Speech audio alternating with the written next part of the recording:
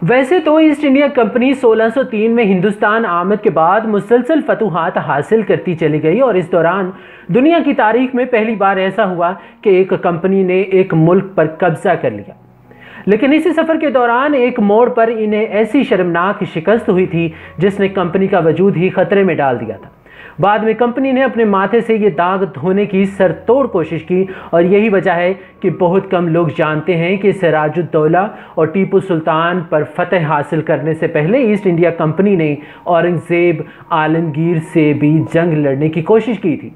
लेकिन इस पर बुरी शिकस्त खाने के बाद अंग्रेज़ सफ़ीरों को हाथ बांधकर और दरबार के फर्श पर लेटकर मुग़ल शहंशाह से माफ़ी मांगनी पड़ी और फिर मजबूर होना पड़ा था। वाकई कुछ यूँ है कि अंग्रेज़ों ने ईस्ट इंडिया कंपनी के क़याम के बाद हिंदुस्तान के मुख्तलिफ इलाकों में अपनी तिजारती कोठियाँ कायम करके तिजारत शुरू कर दी थी। इन इलाकों में हिंदुस्तान के मगरबी साहिल पर वाक़या सूरत और बम्बई और मशरिक़ में मद्रास और मौजूदा कलकत्ता शहर से 20 मील दूर दरियाए गंगा पर वाक़या बंदरगाहें हगली और कासिम बाज़ार अहम थे। अंग्रेज़ हिंदुस्तान से रेशम, गुड़ का शीरा, कपड़ा और मादनियात ले जाते थे और ख़ास तौर पर ढाके की मलमल और बहार के कलमी शोरे जो बारूद बनाने में इस्तेमाल होता है कि इंग्लिस्तान में बड़ी मांग थी। अंग्रेज़ों के सामान्य तिजारत पर टैक्स आयद नहीं किया जाता था बल्कि इनके कुल सामान की कीमत का 3.5% वसूल कर लिया जाता था। इसी ज़माने में सिर्फ अंग्रेज़ नहीं बल्कि पुर्तगीज़ी, वलंदेज़ी ताजरों के अलावा कई आज़ाद ताजिर भी इस इलाके में सरगर्म थे। इन्होंने मुग़ल हुकाम से मिलकर अपने लिए वही तिजारती हकूक़ हासिल कर लिए जो अंग्रेज़ों के पास थे। जब यह खबर लंदन में कंपनी के सदर दफ्तर पहुंची तो ईस्ट इंडिया कंपनी के सरबराह जोसियाह चाइल्ड की गज़ो गज़ब की इंतहा न रही। इन्हें यह गवारा नहीं था कि इनके मुनाफे में कोई और भी हिस्सेदार रहे। इस मौके पर जोसियाह चाइल्ड ने जो फैसला किया वो अजीब ही नहीं, गरीब ही नहीं बल्कि पागलपन की हदों को छूता हुआ दिखाई देता है। इन्होंने हिंदुस्तान में मकीम कंपनी के हुकाम से कहा कि वो बहीरा अरब और खलीज बंगाल में मुग़ल बहरी जहाज़ों का रास्ता काट दें और जो जहाज़ इनके हत्थे चढ़ें उसे लूट लें। यही नहीं बल्कि 1886 में चाइल्ड ने इंग्लिस्तान से सिपाहियों के 2 पलटनें भी हिंदुस्तान भिजवा दी और इन्हें हदायत दी कि हिंदुस्तान में मकीम अंग्रेज़ फौजियों के साथ मिलकर चिटागांग पर कब्जा कर लें। इसी नाम की मुनासबत से इस जंग को जंगी चाइल्ड भी कहा जाता है और अब इस चाइल्ड का बचगानापन या फिर इसके दीदा दलेरी कि वो मुबल्लिग 308 सिपाहियों की मदद से दुनिया की सबसे ताकतवर और मालदार सल्तनत के खिलाफ जंग छेड़ने की हिम्मत कर रहा था। इस ज़माने में हिंदुस्तान और औरंगज़ेब आलमगीर की हुकूमत थी और दुनिया के कुल GDP का 1/4 हिस्सा यहीं पैदा होता था। मुआशी तौर पर इसे तकरीबन वही मकाम हासिल था जो आज अमेरिका को है। औरंगज़ेब के अहद में सल्तनत की सरहदें काबुल से ढाका तक और कश्मीर से पांडिचेरी तक 40 लाख मुरब्बा किलोमीटर के रुकबे पर फैली हुई थी। यही नहीं, औरंगज़ेब की फौजें दक्कन से सुल्तानों, अफ़गानों, मरहटों से लड़ के इस कदर तजर्बाकार हो चुकी थी कि वो इस वक्त दुनिया के किसी भी फौज से टकरा सकती थी। दिल्ली की फौज तो एक तरफ रही, सिर्फ बंगाल के सूबादार शाइस्ता खान की फौजियों की तादाद 40,000 से ज़्यादा थी। एक अंदाजे के मुताबिक मुग़ल फ़ौज की कुल तादाद 9 लाख से भी ज़्यादा थी और इसमें हिंदुस्तानी, अरब, अफ़गान, ईरानी हत्ता कि यूरोपी तक शामिल थे। जब लंदन से मुग़लों के खिलाफ तबले जंग बजा तो बम्बई में तैनात कंपनी के सिपाहियों ने मुग़लों के चंद जहाज़ लूट लिए। इसके जवाब में सियाफ़ाम मुग़ल अमीर अल-बाहर सैयदी याकूत ने एक ताकतवर बहरी बेड़े की मदद से बम्बई का मुहासरा कर लिया। इस मौके पर अलेक्जेंडर हैमिल्टन नामी एक अंग्रेज़ बम्बई में मौजूद थे जिन्होंने बाद में एक किताब लिखकर इस वाक़े का वाहिद आंखों देखा हाल कलम बंद किया। वो लिखते हैं कि सैयदी 20,000 सिपाही लेकर पहुंच गया और आते ही आधे रात को एक बड़ी तोप से गोले दाग कर सलामी दी।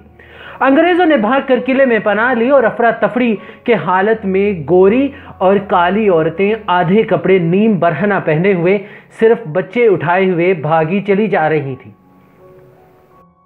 हैमिल्टन के मुताबिक सैयदी याकूवत ने किले से बाहर कंपनी के इलाके लूटकर वहां मुगलिया झंडा गाड़ दिया और जो सिपाही मुकाबले के लिए गए इन्हें काट डाला और बाकियों को गले में जंजीरें पहनकर बंबई की गलियों से गुजारा गया। बंबई का इलाका खासे अरसे से पुर्तगीजियों के कब्जे में था। जब इंग्लिस्तान से बादशाह ने पुर्तगाली शहजादी से शादी की तो यह बंदरगाह इसके जहेज में अंग्रेजों को मिल गई और इन्होंने वहां एक मजबूत किला तामीर करके तिजारत शुरू कर दी। रफ्ता रफ्ता न सिर्फ समंदर पार से अंग्रेज ताजर, सिपाही, पादरी, मेमार और दूसरी हुनरमंद यहां आकर आबाद होने लगे, बल्कि बहुत से हिंदुस्तानियों ने भी यहां रिहाइश इख्तियार कर ली और शहर की आबादी तेज से फैलने लगी। अब यही आबादी भागकर किले में पनाह गुज़ीन थी और किला सैयदी याकूवत के नरखे में था। जल्द ही अशियाई खुर्दोनोश एक एक करके ख़त्म होने लगी और दूसरी तरफ बीमारियों ने हल्ला बोल दिया और किले में महसूर अंग्रेज़ बंबई के मसमूम मौसम का शिकार होकर यके बाद दीगर मरने लगे। एक और सान है यह गुजरा कि कंपनी के मुलाजिम आंख बचाकर भाग निकले थे और सैयदी जाकर सैयदी याकूवत से जा मिलते थे। यही नहीं बल्कि हैमिल्टन की गवाही के मुताबिक इनमें से कई मजहब तब्दील करके मुसलमान भी हो गए। सैयदी आखिर चाहते तो हमला करके किले या कब्जा कर सकते थे, लेकिन इन्हें उम्मीद थी कि जल्द ही किला पके हुए आम की तरह खुद ही इनकी झोली में आ गिरेगा और इसीलिए इन्होंने दूर से गोलाबारी ही पर इक्तफा की। यह सूरत हाल मुल्क के मशरकी हिस्से में भी पेश आई, जहां बंगाल के सूबेदार शाइस्ता खान के दस्तों से हगली के मकान पर ईस्ट इंडिया कंपनी के किले को घेरे में ले लिया और आमदरफ्त के तमाम रास्ते मसदूद कर दिए। बंगाल का मुहासरा तो जल्द ही ख़त्म हो गया और दोनों फरीकों ने सुलह कर ली, लेकिन बंबई में यह सिलसिला 15 माह तक दराज हो गया। आखिर अंग्रेज़ों की हिम्मत जवाब दे गई और इन्होंने अपने 2 सफ़ीर औरंगज़ेब के दरबार में भिजवा दिए ताकि वो शिकस्त की शराइत तय कर सकें। इन सफ़ीरों के नाम जॉर्ज वेल्डन और इब्राहिम नवार थे और कई माह के बेसूद कोशिशों के बाद बालाखिर सितंबर 1690 को आखिरी ताकतवर मुग़ल बादशाह औरंगज़ेब आलमगीर के दरबार तक रसाई हासिल करने में कामयाब हो गए। दोनों इस हाल में पेश हुए कि दोनों के हाथ मुजरिमों की तरह बंधे हैं, सर सीने पर झुके हैं और हुलिया ऐसा है कि किसी मुल्क के सिफारती नुमाइंदों के बजाय भिखारी लग रहे हैं। दोनों सफ़ीर मुग़ल शहंशाह के तख्त के करीब पहुंचे तो अमाल ने इन्हें फर्श पर लेटने का हुक्म दिया। सख्त गिर सफ़ेद रेश शहंशाह ने इन्हें सख्त डांट पिलाई और फिर पूछा कि वो क्या चाहते हैं। दोनों ने पहले तो गिड़गिड़ाकर ईस्ट इंडिया कंपनी के जराइम का एतराफ़ किया और माफ़ी की दरख्वास्त की।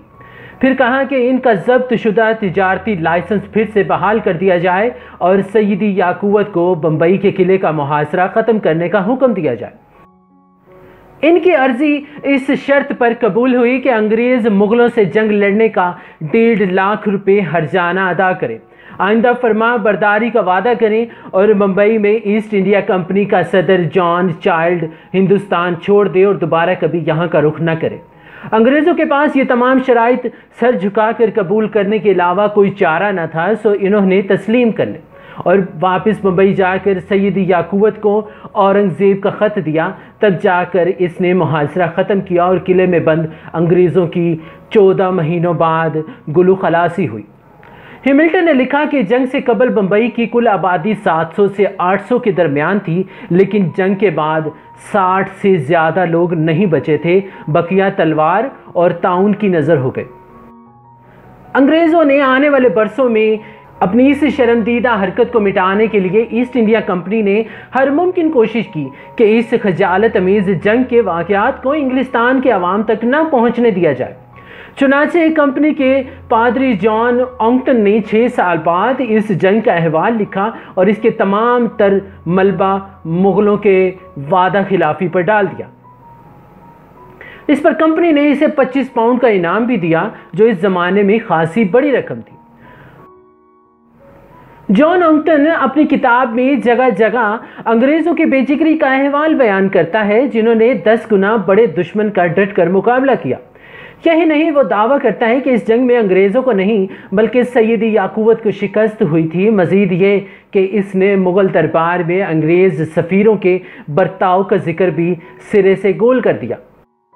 हैमिल्टन ने किताब तो लिखी, लेकिन इसे शाया होते हुए 40 बरस बीत गए।